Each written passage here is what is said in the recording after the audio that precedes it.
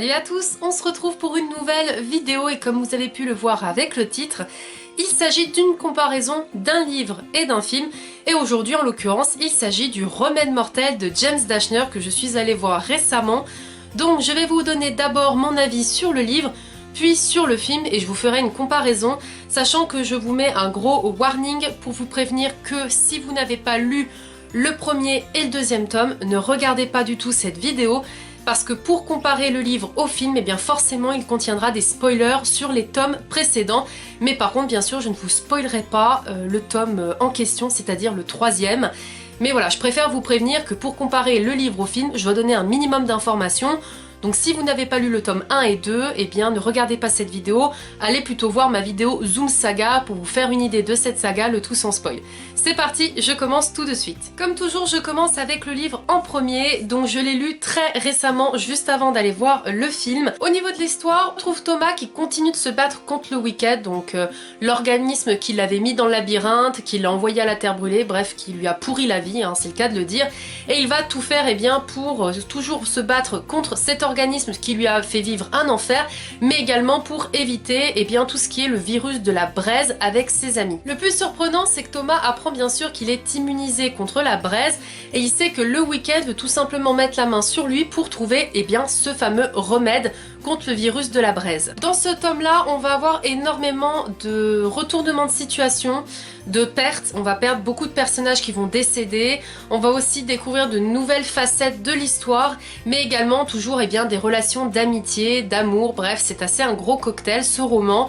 Mais j'avoue avoir été légèrement déçue parce que je m'attendais à avoir énormément de réponses et ce ne fut pas le cas, puisque l'auteur vers la fin nous laisse une fin un petit peu ouverte, même si bon, on a une réponse. Je m'attendais à ce que ça soit un peu plus travaillé. Par contre, la chose que je peux vous dire, c'est voilà, le fait qu'on perde des personnages que l'on apprécie, j'ai trouvé ça bien parce que pour une fois, les héros ne s'en sortent pas tous vivants et indemnes, et donc ça c'est vraiment génial. Par contre, effectivement, je m'attendais à avoir un petit peu plus de révélations. Dans ce tome-là, on va avoir vers les 100 dernières pages l'action qui va être très concentrée. D'ailleurs, on va avoir une énième épreuve qui va nous surprendre, parce que moi, je vous le dis, hein, ça m'a vraiment surpris, mais agréablement. La seule chose dommage, c'est que cette épreuve se trouve vers les 100 dernières pages, alors que si elle aurait occupé une plus grande partie du roman, je pense que je l'aurais d'autant plus apprécié, surtout que je vous le dis, moi elle m'a mis KO. J'étais en apnée tout le long en train de lire le roman en me disant mais c'est pas possible, qu'est-ce qui va se passer, etc. Mais voilà, j'aurais aimé que l'action soit un petit peu plus longue. Si vous attendez des réponses dans ce tome-là sur beaucoup de choses, je préfère vous prévenir que vous allez être un peu déçus parce qu'on en a une partie mais pas toute et l'autre partie doit certainement se trouver dans le préquel qui s'appelle Avant le labyrinthe. En tout cas, une chose est sûre, c'est que Thomas m'a profondément agacé dans ce dernier tome puisqu'il se comportait un peu comme un super-héros, il se sentait plus pissé, faut être honnête. Et il était un petit peu, je sais pas, pénible sur les bords. Il pensait qu'il allait vaincre tout le monde, que le Wicked n'allait jamais s'en sortir, qu'il allait réussir, qu'il allait sauver ses amis. Bref, il était un petit peu chiant, alors que ce qui lui sauve souvent la mise, c'est ses amis, donc il m'a un petit peu gonflé sur les bords. Quant à Teresa, moi je l'ai déjà dit haut et fort et crié depuis, peut-être pas depuis le premier tome, mais au moins depuis le second, que je déteste cette fille. Il y en a qui l'apprécient, moi c'est un personnage féminin que je ne peux pas me blairer, je ne l'aime pas. Heureusement dans ce tome-là on la voit pas non plus des 100 et des 1000, donc tant mieux. On voit beaucoup Brenda et George, deux personnages que j'aime beaucoup. Newt est toujours présent, Minot aussi, c'est vraiment mes personnages chouchous, ceux-là avec bien sûr Thomas. Mais j'avoue que Thomas dans celui-ci j'avais vraiment envie de lui tirer des claques. Je ne vous en dirai pas plus au niveau de l'histoire parce que vu que c'est un tome où il y a quand même certaines révélations, je ne vais pas vous les divulguer. N'hésitez pas, si vous avez lu le premier et le deuxième, à lire la suite, hein, de toute façon vous êtes bien lancés. Mais en tout cas, sachez que pour moi, il manquait d'informations et la fin, comme je vous l'ai dit, est un petit peu inachevée selon moi. J'ai quand même apprécié heureusement ma lecture puisque je lui ai mis la note de 3 sur 5 et je vous laisse le lien de ma chronique en barre d'infos. On passe maintenant à mon avis sur le film qui est sorti donc au mois de février. Alors le film a été beaucoup repoussé suite à l'accident du personnage principal qui se nomme Dylan O'Brien et qui joue donc Thomas dans les films. Alors c'est ce qui expliquait aussi pourquoi je n'ai pas lu le troisième tome depuis un bon moment, parce que je voulais le garder pour le film. Avant toute chose, je vais vous parler des points positifs du film, puis des points négatifs, et je vous dirai ce que j'en ai pensé globalement.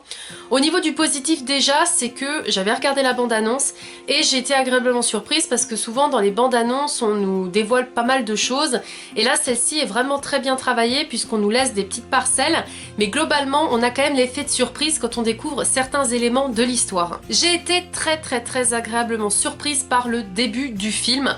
Bon, alors bien sûr, hein, petite alerte, le début du film n'a rien à voir avec celui du roman puisque la fin n'était déjà pas la même pour le deuxième. Mais le début du film, il est vraiment haletant, franchement, on ne respire pas. Il y a de l'action dès le départ, ça explose de partout d'action, il y a un combat, il y a de la course, il y a de la peur, il y a de l'adrénaline. En tout cas, dès le début du film, on est happé par l'histoire et on se plonge directement dans la suite de cette saga. Et j'ai été très agréablement surprise justement par le fait que dès le début, paf, on nous envoie un truc dans la tronche et ça dure comme ça pendant 2h30 de film. Ce film, il contient énormément d'action, il n'y a aucun moment de répit, on ne s'ennuie pas, et même si par moment on pourrait se dire bah ça y est là ça devient un petit peu plus calme, et bien on se prend encore quelque chose dans la tronche, que ce soit une révélation ou alors une action qui commence à arriver, bref, franchement on ne s'ennuie à aucun moment pour ce film. Moi franchement, je peux déjà vous le dire, je l'ai adoré, parce que justement à aucun moment on s'ennuie. Il est également très chargé au niveau de l'émotion, alors bon on pourrait s'en douter hein, puisque comme je vous l'ai dit, dans le livre déjà on avait des pertes, donc dans le film on va en retrouver, et forcément c'est chargé d'émotions parce que ces personnages on a appris à les connaître, on a évolué avec eux, on les a découverts à travers 3 films ou 3 romans, peu importe, ou les 2, et ce qui fait qu'on est quand même attaché et qu'il y a de sacrés moments d'émotion, surtout que les acteurs jouent très bien. Moi j'adore l'acteur Dylan O'Brien hein, qui joue Thomas, je trouve qu'il joue super bien.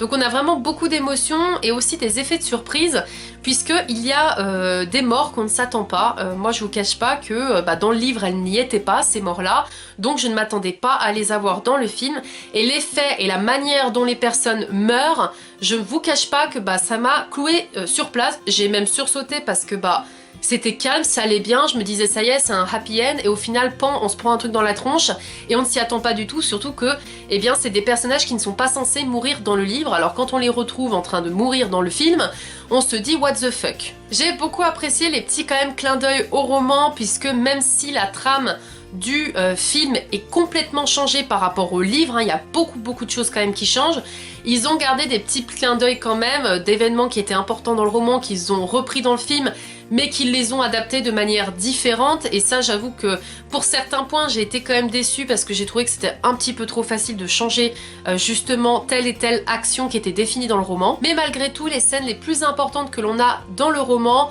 on les retrouve majoritairement dans le film, et heureusement j'ai envie de vous dire. Concernant la fin du film, j'ai trouvé qu'elle était un petit peu plus précise que celle du livre.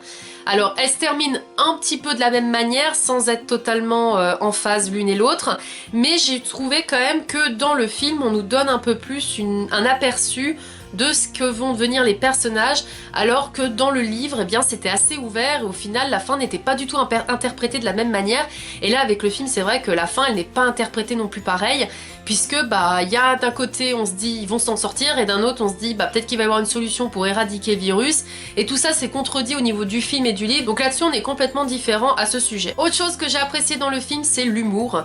On a quand même toujours Thomas qui fait des petits clins d'œil quelque part aux autres films, comme au second lorsqu'il fait un doigt d'honneur à Johnson, parce que voilà il peut pas se le saquer, donc là il lui refait un doigt d'honneur dans le film et c'est en clin d'œil avec le second, donc on a quand même de l'humour, toujours des petites réflexions des personnages qui pourtant sont dans une situation de merde, hein, c'est le cas de le dire, qui sont vraiment dans une galère pas possible, mais qui arrivent quand même à nous faire rire et à rigoler de la situation dans laquelle ils se trouvent. Au niveau des points positifs, j'ai fait le tour, hein, ça reste un film que j'ai vraiment apprécié, mais après bien sûr il y a des petits points négatifs, ils ne sont pas nombreux je vous rassure. Le premier que je suis obligée de dire par rapport au roman, c'est quand même qu'il y a beaucoup de changements sur la trame. Si je vous fais une petite piqûre de rappel, dans la fin du film 2, Thomas veut retrouver Minot et le sauver. Dans la fin du livre 2, on n'est pas du tout là-dessus, on n'a pas du tout Minot qui est enlevé par le Weekend. Ça n'a rien à voir, c'est juste que Thomas veut se battre contre le Weekend.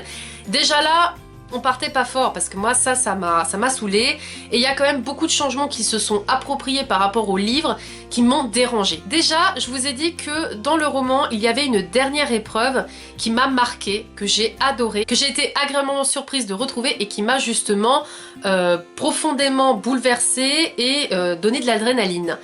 Je m'attendais sincèrement à la voir dans ce troisième film et je m'attendais sincèrement à ce qu'on revienne là-dessus et finalement ça n'a pas été le cas. On a des petits flashbacks qui nous montrent que ils y ont quand même pensé, mais elle n'est pas une épreuve à part entière dans le film et j'ai trouvé ça vraiment dommage parce que comme je vous l'ai dit, moi dans le livre, c'est ce que j'ai retenu le plus, c'est ce qui est pour moi le plus important, c'est cette dernière épreuve qui est juste ahurissante et que je ne m'y attendais pas. Et du coup, de ne pas l'avoir retrouvée dans le film, j'avoue que j'ai été un petit peu déçue. Autre chose qui est très contradictoire entre le livre et le film et qui m'a surprise, c'est que dans le livre, Thomas refuse à tout haut point et à toute catégorie d'aider le Weeknd à trouver un remède. Il ne veut pas, hein, il refuse de se sacrifier pour le Weeknd, alors que dans le film, on a quand même un passage où Thomas se porte volontaire pour aider le Weeknd. Alors, il en est quand même forcé, mais du coup ça dénature complètement l'esprit du personnage qui dans le livre est combatif et n'en a un peu rien à foutre du Weeknd. Et là finalement ceux dans le film se laissent un peu influencer par le Weeknd. Donc ça j'ai trouvé que c'était dommage d'avoir changé aussi cet aspect là de Thomas qui dans le livre montre clairement qu'il ne veut pas aider le Weeknd à avoir un remède mortel. Autre chose qui est complètement changé, mais finalement pour moi c'est plutôt un point positif, c'est que dans le roman Newt est quelque part un peu effacé alors que dans le film il est présent tout le long. Ça c'est mon petit plaisir personnel parce que j'aime beaucoup Newt comme personnage et l'acteur aussi. Et du coup c'est vrai que ça c'est aussi contradictoire par rapport au roman, mais après comme je vous le dis c'est pour notre plus grand bonheur parce que finalement sinon je pense qu'on ne verrait pas beaucoup Newt dans le film, donc c'est agréable de le voir un peu plus. Je m'arrête là au niveau de mon avis sur le film, je ne vais pas vous en dire plus. Voilà, je vous ai comparé ce qui était respecté, ce qui était moins respecté. Je vous ai caché beaucoup de choses, c'est normal, c'est pour que vous alliez voir le film aussi, mais voilà. J'ai adoré ce film, il y a de l'action, mais comme je dis, je pense que c'est une saga qu'il faut dissocier des livres. Soit vous lisez les livres et vous allez voir les films après, soit vous regardez les films et vous lisez les livres après, mais il faut les prendre à deux échelles différentes parce que autant si le premier film respectait le premier livre, à partir du 2 c'est une catastrophe, ils en ont fait qu'à leur sauce. Alors soi-disant que selon le réalisateur c'était aussi pour donner un petit peu plus de rythme au roman, mais là franchement moi j'ai été quand même déçue sur certains petits points qui pour moi étaient importants comme je vous les ai cités précédemment. Mais globalement ça reste un super bon film, l'action est présente. Moi je sais que je m'achèterai un pack avec les 3 films pour les revoir. Et de toute façon les livres sont tout aussi géniaux que les films. Si vous avez lu les 3 romans et que vous voulez aller voir le film au cinéma, lancez-vous, je pense que vous allez aimer aussi autant que moi. Vous allez sûrement verser vos larmes aussi, hein, parce que moi ça a été le cas, hein, j'ai pleuré quand même. Et si jamais vous avez vu les films mais pas lu les livres, lisez-les parce que vous aurez beaucoup de révélations, mais également des éléments que vous n'avez pas forcément dans les films et c'est une autre approche à avoir. Cette vidéo est maintenant terminée, j'espère qu'elle vous aura plu. N'hésitez pas à me dire vous aussi si vous avez vu le film, ce que vous en avez pensé et justement si vous avez lu le livre et vu le film, dites-moi vous aussi les comparaisons qui vous ont déçu, s'il y a des choses voilà, que vous auriez aimé qui respectent par rapport au roman ou sinon est-ce que vous avez été agréablement surpris à l'inverse. Et j'espère que cette vidéo vous aura plu et je vous dis à très vite pour une prochaine. Salut!